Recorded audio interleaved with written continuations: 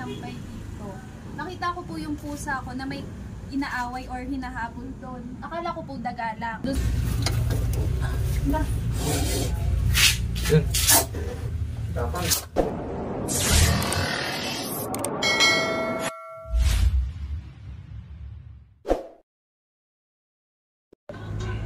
Ay mga kaibigan, andito na nga po tayo sapagkat meron po silang nakitang cobra galing dito sa Imburnal mga kaibigan. Ma'am, Baitan Cobra po.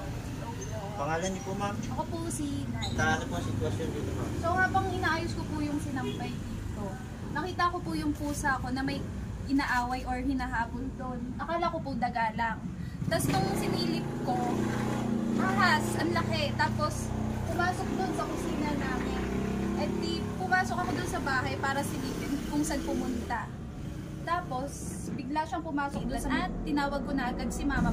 Ay mga kaibigan, tara, hanapin po natin.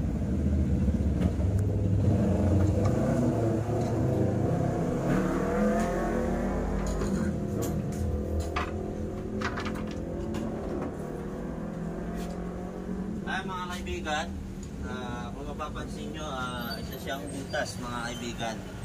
Nagmumula siya sa Imburnal. So may source of entry siya. Dito ang nasabi nilang pumasok at hinabol ng pusa papunta sa loob mga kaibigan. Baka naman nandito.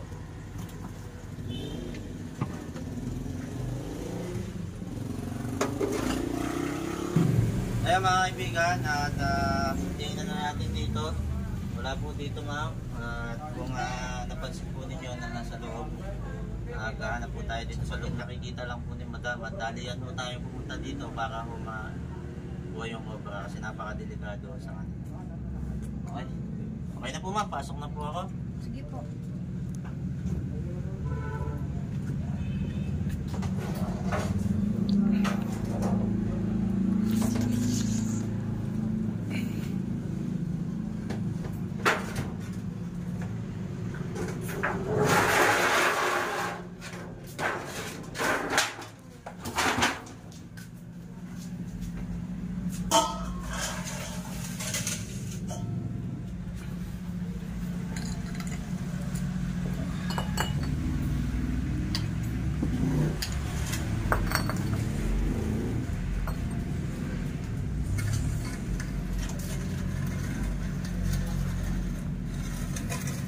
Ay, baka may buntot dito.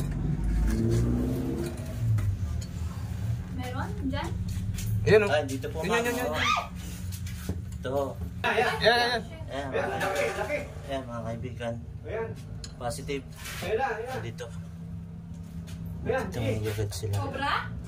Yes, cobra po ito ma'am. Yan lang. Yun. Tapang niya mga kaibigan. Ayun na o. Ayan mga kaibigan.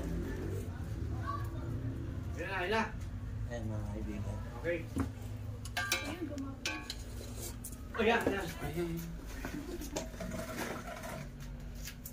Tapang niya mga kaibigan.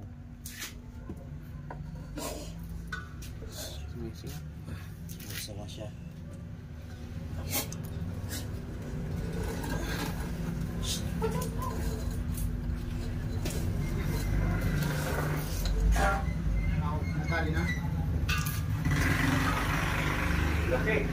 Laki nito.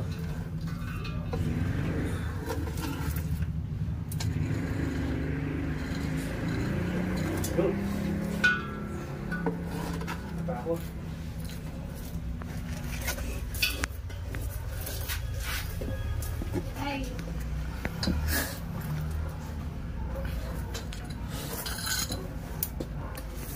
Yan.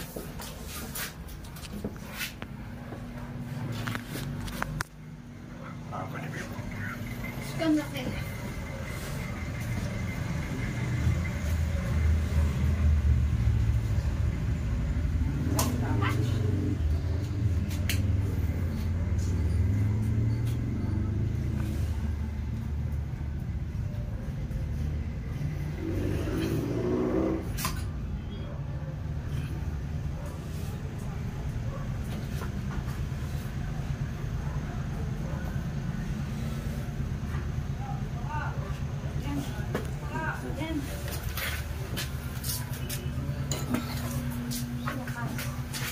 Yan.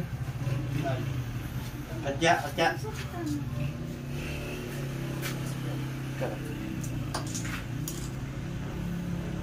Haba nito mga kaibigan. Ayan. Sa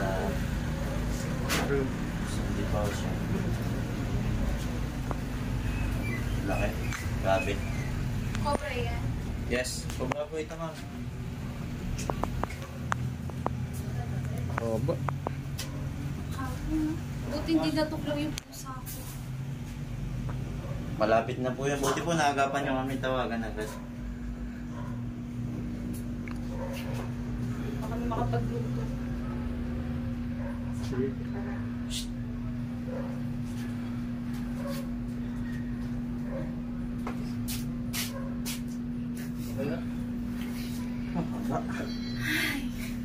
Nagpawisan tayo mga kaibigan. Sobrang haba.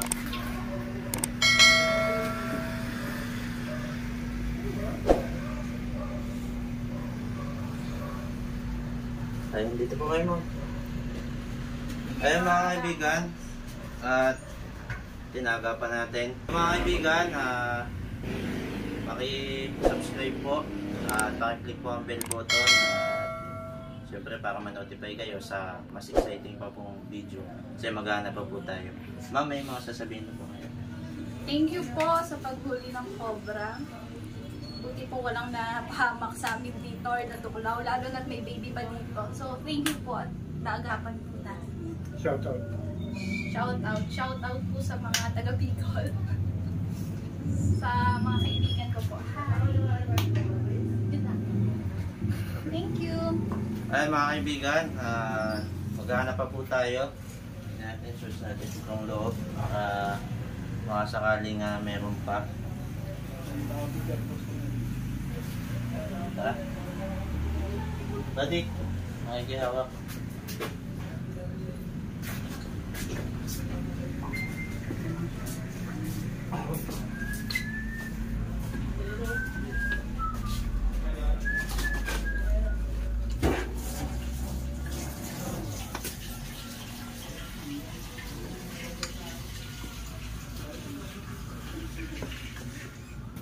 Meron pa?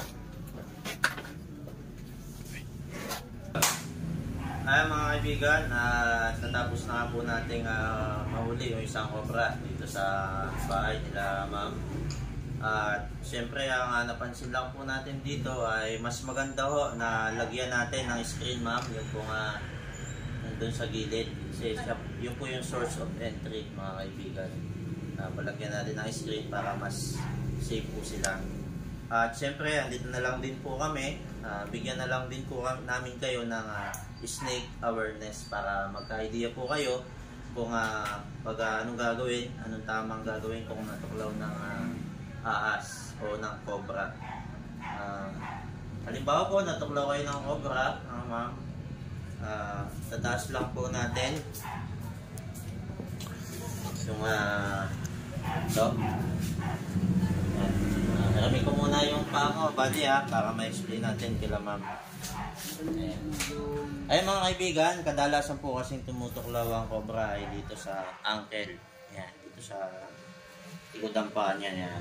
Yan, pag natuklaw po dito ng cobra, huwag pong gagalaw. Napakahalaga na huwag gagalaw sapagkat habang gumagalaw, lalo hong humihigsi yung ating buhay. Okay? Huwag mong gagalaw kung may tela ho, o kung kinakailangan kubarin yung damit, ilagay ho dito, itali. Yan, pagkatali dito, pwede rin yung talian na pareho para sigurado hindi na igagalaw. Okay, pag nakatali na po yan, wala lang pong ibang gagawin kundi sumigaw. Hindi po pwedeng gumalaw. Yes, kahit po magsigaw ka, okay lang, tumawag ka ng tulong. Huwag na huwag ka lang pong gagalaw. Okay, at dadalhin po sa RITM. Okay. And then, pagka, siyempre, bubuhatin mo yan. At sila ma'am nga po pala yung, yan. Si ma'am po yung tumawag sa atin. Si tita.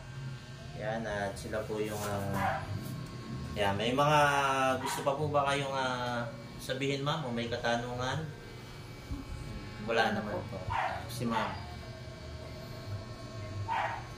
Ayun mga kaibigan, wala naman ho silang gusto sabihin na tang malamang po ay natulala sila kung bakit ho, 'di ba?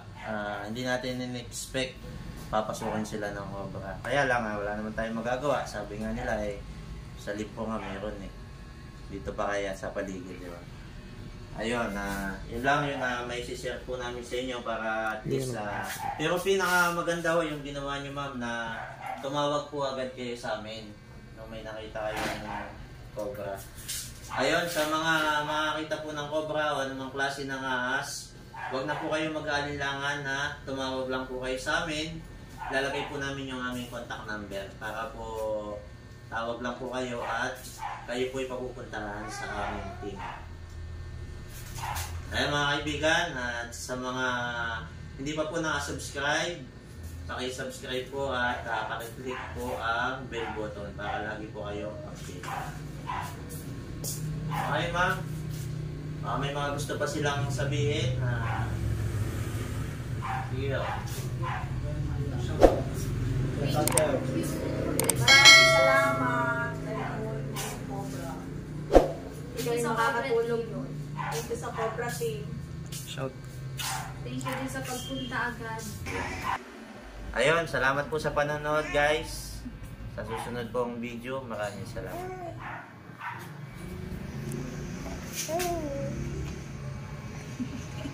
Like and subscribe po tayo sa Baitan Cobra, sa Cobra Team, sa Cobra King at sa kay Cobra King. Kay Tol Cobra, kay thank you po. Ayan mga kaibigan, at tapos na nga po tayo mag-rescue. Shoutout sa mga taga Bicol, kay Nachina, kay Pau, kay Catherine, kay Lola, kay Tita Be, kay Justin, na nasa Bicol. Pag may nakita po kayong cobra, tawag po kayo dyan. Sabi ng aking apoy. Ano yung Cobra? Sabi ng aking apoy.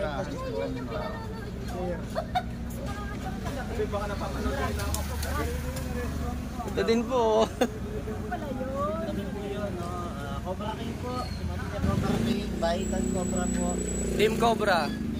Cobra Team po, ano dito din. Nakita natin sila, ma'am.